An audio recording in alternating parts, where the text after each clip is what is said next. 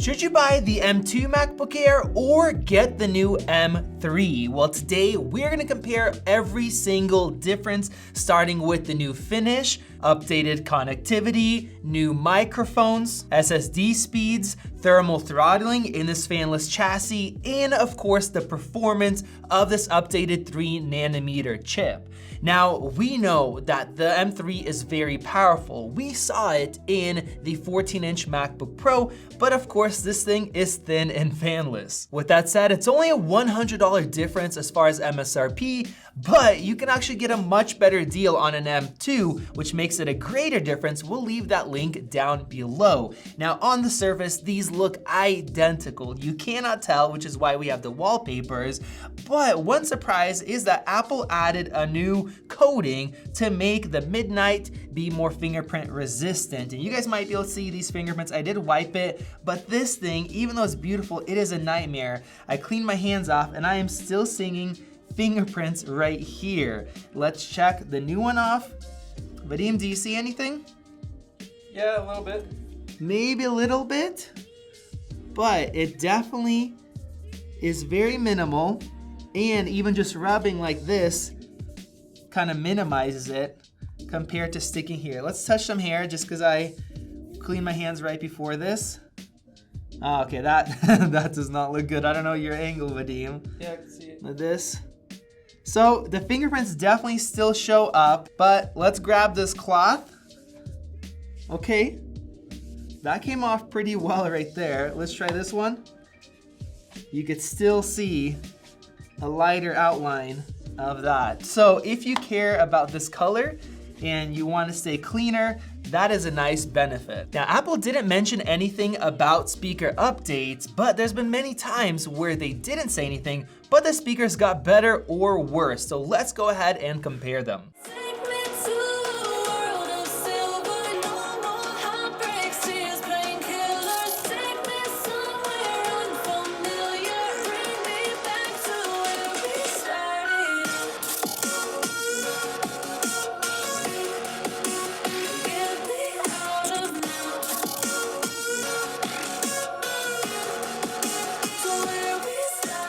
To me, they sound very similar. I think the highs might be a little bit more crisp on the new one, and neither of these have been used a lot. This is brand new. This one has been mostly on our shelf here, but you guys let me know your thoughts down in the comment section below.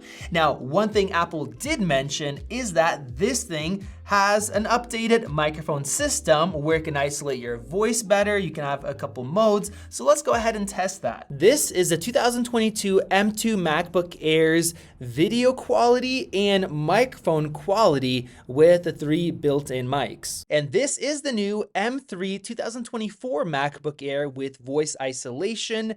And it should have the same video quality, but to me, it actually looks a little bit better. You guys let me know your thoughts on the microphone quality and video quality down in the comments below. Now, both of these machines are the base models with 256 gigs of storage. And if you remember, the M2 only has a single NAND, whereas the M1 had 2, and that caused it to be much slower, and it could actually cause issues if you're multitasking or doing heavy productivity. So we wanna see if the new M3 gets any better. Let's go ahead and run both of them at the same time. Look at that right there. We have 1553, 2016, and look at the read. 15 versus 26. I'll let this run a couple more times for it to settle. Man, this thing is going even slower. All right, look at this, guys. As far as write speed, we have 1673 compared to 2129. And 1673 is one of the highest I've seen on this machine. Typically, I'm getting 1500. But with the read speed, 1510 compared to 2849, practically 50, almost twice as fast on the new M3 Air. Now, that is gonna help if you're gonna be using the SSD for swap. If you don't have enough RAM with these 8 gig models, that is pretty incredible. And that makes me wonder if the new M3 went back to using 2 nans instead of 1, which was a bad decision for Apple. So we might actually make another video on this. So go ahead and check out the channel. Make sure you guys are subscribed. Getting into performance, you guys can see that the M2 is at 3.48 gigahertz compared to 4.05 for the M1. And both have the 8 gigs of RAM. Let's go ahead and run Geekbench. And bam, look at that. We have 2621 compared to 3093. Now this is actually slightly lower than what we saw before and represents an 18% difference. And now let's take a look at multi-core right here. Just under 10,000 compared to a smidge under 12. This thing is actually outperforming our 14-inch M3 MacBook Pro by about 300-400 points, and it is so impressive. Now, that is just in Geekbench in the compute test. We're gonna do a lot more testing, so let's go ahead and switch over to graphics. Both of these have 8-core GPUs, and this year, Apple didn't really focus on the overall compute performance. They focused way more on the ray tracing and other optimizations. So let's see what score we get. All right, guys, look at this. 39,948 compared to 40,982. That is an insignificant difference. Like I was saying with M3, they didn't focus on overall compute, but your programs have to be able to utilize their improvement. So now I'm gonna close this and let's take a look at gaming performance. This is 3D Mark's Wildlife Extreme Unlimited. Let's go ahead and run it. And it is impressive how much quicker it turns on even. Here we go, guys. We have 34.2 compared to an even 42 FPS. That is a difference of 23%, and that just shows the optimizations that have been made. But this is only the beginning. Here I have Blender opened up, which can harness the ray tracing capabilities of the new M3. This is the Party Tug project here. And let's go ahead and render this. Now I'm rendering using cycles, and look at this, guys. We have 4 minutes remaining compared to 1 minute and 23. Of course, these numbers get adjusted as it goes, but wow, that is a huge difference. All right, guys, they are finished, and man, we have 1 minute and 44 compared to 4 minutes, 47 seconds. That is almost 3 times faster on the M3. And based on our previous test looking at wattage, it actually uses less power while it's doing it. So if you're using a program that can utilize ray tracing, I mean, it is insane. $100 more for triple the performance. Now, before I move on to performance, I wanna show you guys the slimmest high power bank in the world, the 65-watt Blade 2 from our sponsor Basis. It looks and feels super premium, and it's only 7.3 millimeters thick, which is actually 4 millimeters thinner than the MacBook Air, weighing only 323 grams, which is less than a pound. So it's practically the best power bank for traveling since it's so slim, especially since it packs 12,000 milliamp hours of battery life. But the best part is that it puts out 65 watts of power, which is more than enough to fast charge the MacBook Air because it actually has 2 USB Type-C ports, so you can charge 2 devices at once with their latest intelligent power allocation features, like giving 45 watts of fast charging power to your MacBook and 20 for your iPhone. It's also got this nice little display that shows you the battery life and output power, and you can actually connect it to the Basis app for some extra features like auto shutdown mode. So go ahead and order your Blade 2 from Basis today using the link in the description below. And now let's push the CPUs to their limits with Cinebench 2024. This is gonna be a 10-minute throttling test because these are fanless machines, and I wonder if the M3 is gonna throttle more, negating the extra performance. So let's go ahead and click start here. And I have MX Power Gadget open so we can monitor what is happening. This is interesting, guys. Look at these curves right here. The M3 started lowering its wattage for the CPU much quicker. And I really don't know why, but this one right here is being a little bit more consistent. We're at 16 watts compared to 15, a little bit more than an extra watt with the M2. And looking at the temps, we're at 103.5 compared to 98.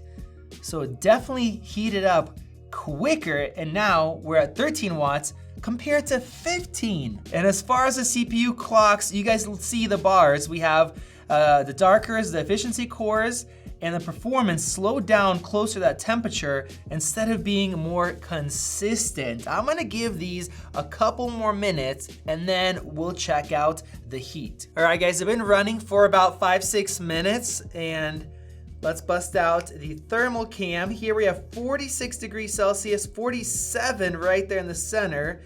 And looking at the M3, 46, so roughly the same there at the center. But looking at the image, it looks like the heat is retained closer to the chip on this new model. Now that might explain why we are down to 9.75 as far as wattage compared to 12.47. That's a big difference, and it's continuing to drop here at the end. That's a little bit disappointing if I have to be honest. It's almost like Apple is preferring to run this cooler at 94 degrees Celsius compared to 98. Of course, we've had heat soaking happening, but maybe they're just tuning it differently and they want it to get less hot. So let's see what we get for our final performance numbers. All right guys, we have our results, and even though this thing throttled faster, it ran at lower wattages, it still beat out the M2. We have 549 for M3 and 485 for M2. That is a 13% difference. So it's not as big as we want, around that 20 or so percent mark, but the benefit is actually ran a little bit cooler after a bit, and saved some battery life because of the lower wattage. And now I have Adobe Lightroom opened up right here with 50 high resolution raw images. I'm gonna just go ahead and switch through these and let's see if there's any difference. We saw that the SSDs were faster, and I feel like the M3 is just a smidge faster. Sometimes it's notable, sometimes it's not. Now let's compare the neural engines. Let's click subject detection and see how quick they are. That was pretty much the same on both of these. Let's select the sky here. A little bit faster on the M3, but not a huge deal. And now let's export all 50 of these high resolution images. I'm gonna start my timer here, and this is gonna use a mix of the graphics, the CPU, and of course it pushes the RAM. Now, both of these are just 8 gig base models. We're actually gonna do another performance test with the 15-inch one against the M2 with extra RAM and SSDs for those of you guys that really wanna maximize your performance.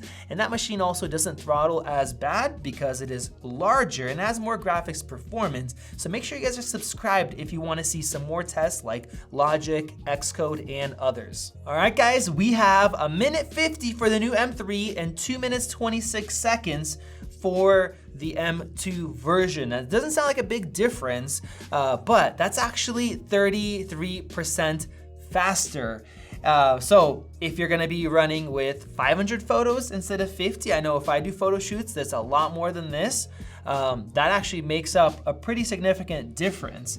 Now let's go ahead and shut down Lightroom Classic here. And now I have Final Cut opened up right here, and we're playing a tougher project this time because with regular 4K footage, both have no issues. And you guys saw the compute scores were almost the same. And here with this ProRes RAW, they're playing back perfectly. Our swap here is practically the same. And I'm gonna go ahead and open up the GPU usage right here. And they both look pretty similar. They have overhead to have even more effects than I have added with my LUT and grade. Now, the M3 is flatter here. They are doing something with dynamic caching, things like that. So let's go ahead and close this down. And the next thing I'm gonna do is background render all of this footage because we know that the encoders on the M3 have not changed. So if we're not limited by graphics, the export time is going to be the same, but here we are gonna see if we have any differences with all of the optimizations. And right away, we're seeing that the M3 is pulling ahead. They have their dynamic caching and other stuff with the M3 chip that is quicker. So even though you might not get faster export times when your video is finished, if you're gonna be running some effects and background rendering, we're seeing some improvements. All right, they are both finished. The M2 took 2 minutes to render this 5-minute ProRes RAW project, which is impressive. Years ago, I would have dreamed of this performance. And the M3 took 1:43. So that's 16.5% difference in terms of performance. And while it is not massive, it is still there for video editors. And now let's talk about battery life, because the M3 is a 3nm design. Now, both of these started at about the same, almost 100%. We were loading up programs on here, getting stuff set up, and actually loaded and spent more time on the M3. And throughout all of these hours and renders and things we've done, I can see there's already a difference. We have 21% on the M2, it was just at 22%. And let's see the M3, 34% battery, while I actually spent a bit more time on this one. So while it's not a perfect scientific test here, clearly the M3 is more efficient, and even when it had some throttling, it still performed better. So if you care about better battery life, I would say mixed real world use, you're gonna get 1 to 2 hours extra battery life. And if you go into the low power mode, you'll have an even bigger difference with the more powerful efficiency cores. So let's answer the original question. Should you get an M2 MacBook Air or spend the extra for the M3? Well, it has been improved in a couple different ways, and one of them is the fact that you can have 2 external displays if you put it into clamshell mode. So if that matters to you, it's an automatic M3. We also saw a big difference in graphics performance if you're doing ray tracing, and some noticeable differences in terms of real world performance as well. So is it worth the extra money? Well, I would say if it's only a $100 difference, $999 compared to $1,099, in that case, absolutely. But you can pick an M2 up for a much better price on different websites, and some of those sales are changing. So I'll just go ahead and link it down below for you guys to check out. I would say if you're getting a $200 difference or even a $300 difference, I would probably pick up the M2 because it's still a very capable machine. You guys let me know what you end up going with down in the comment section below. And if you want to see the upgraded versions and the 15-inch versions compared that actually have quite a bit more performance with if you get the extra RAM, go ahead and click that circle above. Check out one of those great videos right over there. This has been Max, and I'll see you in the next one.